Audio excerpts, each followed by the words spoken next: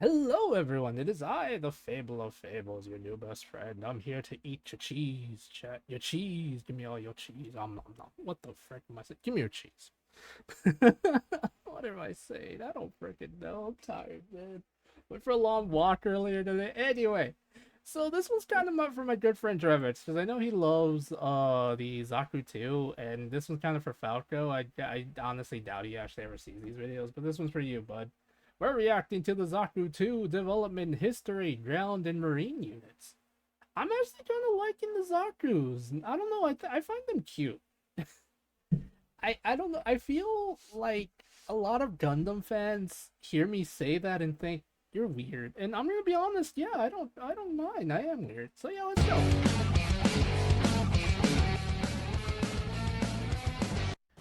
Following Zeon's invasion of Earth, development of Zaku specifically for use on the planet was a given. Using the already tried and true Zaku 2 F-Type as a basis, various ground and marine units were developed. Starting off with the ground units, we first got the MS-06J Zaku 2 This one I think I'm very familiar with because I've seen the design a couple times and I thought, ground type. Visually, it was very difficult to tell the J-type apart from the F-type. The only way to do so was to look at the verniers or the lack thereof. Since they were useless on the J-type, they were removed, resulting in a lighter machine. Two other improvements for the ground pounder were an upgraded reactor to better deal with ground. ooh, okay, that one looks kind of cool. Like, okay, this one right here on the right, I think it's kind of cool because it looks like it's wearing camouflage. I like that. Gravity and better environmental isolation. This also gave it limited underwater capabilities. Weapons, on the other hand, were identical. Whatever the F-type could use, the J-type could also use. Although there are a few weapons that are more synonymous with the J-type because they were more commonly used on Earth. These were the light-mounted triple missile launchers and the Magella top cannon. As supplies were getting stricter on Earth, several Zeon engineers came up with the idea that the main cannon of the Magella attack would work pretty well as a heavier artillery weapon. And since most Zakus on Earth were probably J-types by this time, the weapon seems to be mostly linked to them nowadays. Just as the F-type, the J-type also featured a number of variations. The first one was a minor upgrade in the form of the JC-type. Alright, colors, very nice, very nice. I like And the again, colors, the they're pretty. unit is visually mostly identical to its predecessor. The only ways to distinguish them is that some units were known to use a spike shield on the right shoulder, and that their standard issue paint job was slightly different. Other than these minor visual differences, the unit featured better thrusters and an overhauled cockpit. It was now moved to the middle of the body, had its ergonomics improved, and also had additional screens. Another variant was known as the JE type, but at the moment very little is known about this unit. All records seem to have been lost, and we currently only know about the head of one unit. So as far as the head goes, it had a wiper for the mono-eye shield to improve its all-weather performance. A bigger upgrade was the MS-06G Zaku 2 High Mobility. Okay, this one is cool. I like the colors because I believe it's trying to go for more like it's a ground unit. It's trying to go for more of a like camouflage thing, but I don't know, the gray and rust slash well, just ground color, dirt color, it looks cool to me. I don't know. It's interesting. Ground type. When the Goof was being developed, Zeonic engineers realized that one of the biggest improvements were the leg-mounted thrusters. So plans were made to retrofit these thrusters onto J-type Zakus. As a result, the G-type had unmistakable Goof-esque thighs that also allowed for the elimination of the external power pipes. Other obvious differences were a new shoulder shield, a very Goof-esque shoulder pauldron. Okay, hold up. You are looking really cool. Why are you looking so cool, my dude? And this one is the one on the right, by the way. Why do you look so cool? Maybe it's the red eye or the colors, but damn, dude, you look cool. Goof-esque shoulder pauldron, and a high-performance backpack that was on par with the JC type and also included a powerful antenna. All of this made the G-type into a highly mobile machine that was one of the most powerful ground units of the One-Year War. For weaponry, it could again use all of the standard Zaku The colors. It looked like a soccer player colors. I don't know, it's silly to me. equipment, but it would be mostly seen with either the giant bazooka or an upgraded version of the Zaku machine gun that now also had a barrel shroud. However, shortly after this powerful Zaku was rolled out, development of the Goof was completed. So after only 50 G-types were produced, production shifted to the Goof. Still, they were popular, and one customized unit would continue to see action after the 1-year war. Ooh. Oh, no. Okay, this one looks cool. I don't know, the colors are really cool to me. After it was purchased from the Black. Also, as silly as it sounds, I do like the fact that it has like a shoulder-mounted shield. Why is that cool to me? I don't know, but I like the colors. Market. This unit was initially known as the Zaku 2 High Mobility Type Dean West Custom, and after being damaged, it was upgraded into the MS-06G Zaku. Holy crap, basket. Holy crap. No, seriously, what is that design? I think I like the other one. This one is a beefy boy. 2 High Mobility Ground Type plus R-Type legs plus Goof Custom Arm. I think the upgrades speak for themselves. Yeah, they do. A more specialized version was the MS-06D Zaku Desert Type, and this time, telling it apart from the regular Zaku was quite easy. This one's kind of silly. I mean, Aside from the stronger armor, it also I do like how it says Desert Type. had dust-proof joints, and the regular backpack was now replaced with a heatsink-esque radiator backpack. To make up for the loss of thrust, auxiliary thrusters were installed on the waist and the legs that gave it better mobility on the vast savannas and the deserts that it would be operating in. In terms of weaponry, they could again use the regular Zaku weapons, but they would be almost exclusively seen with a specifically designed, lightweight version of the Zaku machine gun. For heavier firepower then, they could be equipped with a Rat's Ripper 3-tube missile pod on the left arm shield and a Rat's Ripper P3 twin-tube missile pod on each side skirt. Originally, 2 versions of the Zaku Desert Type were produced, the twin rod antenna version and the single blade antenna version. The twin rod seems kind of cool. I do like the colors. The single one is Both received an initial production run of 43 units, and later a second production run of 28 single-blade antenna units was approved. This resulted in a total of 114 desert types produced at the California base that were then shipped to various fronts in Africa. The single antenna units were most famously used by the Garibaldi team in the Gambian Sahara, and the twin antenna units were most famously tested and used by the Caracal unit, who operated from the Libyan desert to the west bank of the Suez Canal. While it's not known exactly when the desert types were rolled out, it was at the time that the Goof was already in development. It has also been suggested that the second run of the Desert Zakus was slightly improved with a better cooling backpack, lighter armor materials, and redesigned dust covers.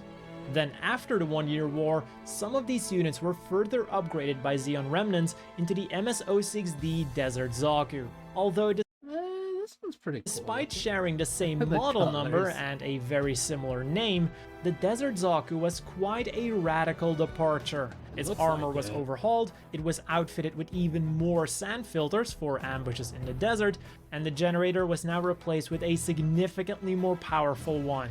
Despite holy moly, looks like a beefy boy. Supposedly being made with parts stolen from Federation bases, they all have a surprisingly uniform look, with the exception of the Desert Zaku used by Desert Rommel. Also, they can use jet skis, as in skis with jets on them. One of the main reasons that the Earth Federation was able to stay in the war was thanks to their absolute air superiority throughout all of the 1-year war. With Xeon's only fighter being the less than ideal DOP, another solution was needed to combat the Federation's fighters and bombers. This then resulted in the MS-06K Zaku cannon type. Ooh, okay, I like this one. I can't explain why, but I like it. Maybe it's the mounted shield or the fact that it has a cannon on its shoulder, but it looks silly and I love it. I want Again developed at Xeon's California base, the K-type was unfortunately less successful than the D-type. This was mainly due to a mid-development shift of focus. After witnessing the power of the Federation's gun cannon, it was decided to turn the K-Type into an anti-mobile suit artillery unit rather than an anti-air unit. For this purpose, it was then fitted with a new backpack that featured 2 big gun rocket launchers and a single this one looks like beefy. 180mm cannon. This thing had enough power to tear through an enemy mobile suit, but the Yeah, I can literally tell just from the design that it's a lot stronger and it can pierce through things. recoil also unbalanced the Zaku itself. Of course. However, it seems that the need for an artillery support unit was greater than the balance issues. Even though official records show that only 9 units were produced, many more units have been spotted throughout the years, both during and after the 1-year war. And these were all equipped with a variety of standard Zaku weaponry in addition to the already mounted weaponry. Typically the units had a single antenna, but there was also a version with a twin blade antenna, such as Ace Pilot Ian Graydon's unit. Because of the way the antennas looked, this version was nicknamed the Zaku Cannon Rabbit type. One cool feature of the Zaku Cannon was that its backpack was quite modular. The big guns could be removed, the 180mm cannon could be replaced with a 120mm Gatling, and the whole backpack itself could also relatively easily be replaced with that of a standard J-type. This then also meant that the opposite was possible, resulting in the MS-06 JK Zaku half cannon. Half cannon? Is it because instead of like a cannon on the shoulder, it looks like it's mounted by a machine gun? And of course, this unit was again developed at the California base. This unit was quite literally a standard J-type with the K-type's backpack and shoulder armor. While it could technically use the 180mm cannon, it presumably stuck with the 120mm Gatling, since the recoil issues would probably be even worse on a regular Zaku. Interesting. A final unit that was developed from the J-type was the prototype Goof. But for obvious reasons, we won't be talking about that in this video. Okay. This is no Zaku, boy! No Zaku! Instead, we're moving on to the Marine Zakus. Dubbed the MS-06M1 Zaku Marine type, Ooh, I kind of like this one. This one's kind of cool. this Zaku was the first ever true amphibious mobile suit. But it wasn't necessarily the first successful one. The Marine type was merely an F-type with waterproof seals on the joints, a slightly different head that now also had Vulcan guns, and hydrojet engines on the back, the arms, and the legs. Originally, 5 units were produced and sent to the Sea Serpent submarine squadron for testing. But these machines proved quite unsatisfactory. They were unstreamlined, sluggish underwater, and their waterproof joints simply weren't quite waterproof. Then in terms of weaponry, they would typically use the Sup-Rock gun, standing I love this design. This is adorable. I want for submarine rocket, and 2 4-tube 240mm Oh my god, the colors are so cute. What? That's amazing. rocket pods.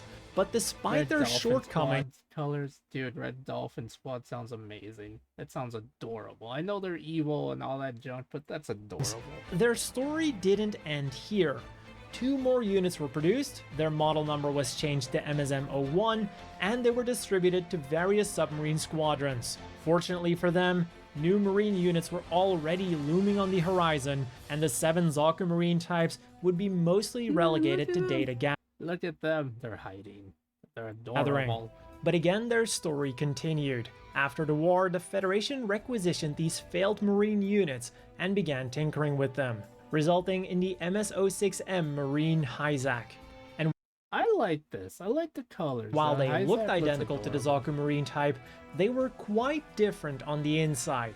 Depending on the account, these units either used a Hyzak generator or used a full-on Hyzak prototype inner frame. Especially in the latter case, that would suggest that these units far surpassed the original units. These would then be further developed into the RMS-192 Zaku Mariner. Ooh. Unfortunately, the Federation never got to use them as they fell into Neo-Zeon hands when they invaded the Earth. Damn. Another development of the Zaku Marine type. Holy moly, who in the world are you and why do I want 20 of you? You are interesting looking. Was the I think I like it because it looks like it has missiles, like missile launchers on its hands as well as on the shoulder. It looks like a, what do you call it? Like a manta ray, essentially. Well, I can see maybe, okay, maybe, it kind of gives me a manta ray feel. MSM-02 Hydro Test Type, this time developed by Zeonic's rival, Zimod. It had a nice arsenal of weapons, but it still lacked in underwater performance, and even out of the water, it wasn't the best. And that is all for this episode of Development History. Of course, there are still many more Zakus to cover, so be sure to stay tuned for similar content, and consider leaving a like while you're at it. As always, a big thank you to the Patreon supporters. I hope all of you watching have a great day, and I'll see you all next time. Alright guys, if you like this kind of content, do like, comment, and subscribe. I'm gonna probably react to even more Zaku stuff, or maybe some gyms. I think he has some gym information. I want to react to a lot of stuff. Oh dude, there's so much stuff I need to react to. Cries. Ugh. I'm kidding. I mean, kind of. Question mark. Frick, I don't know actually. Anyway, like this kind of content, make sure to like, comment, subscribe. Check out Kakarot. I hope I'm gonna. It's just literally just Kakarot 197. Without him, I wouldn't be able to learn about the full development history. Alright guys, I'll see you later. Bye. Peace.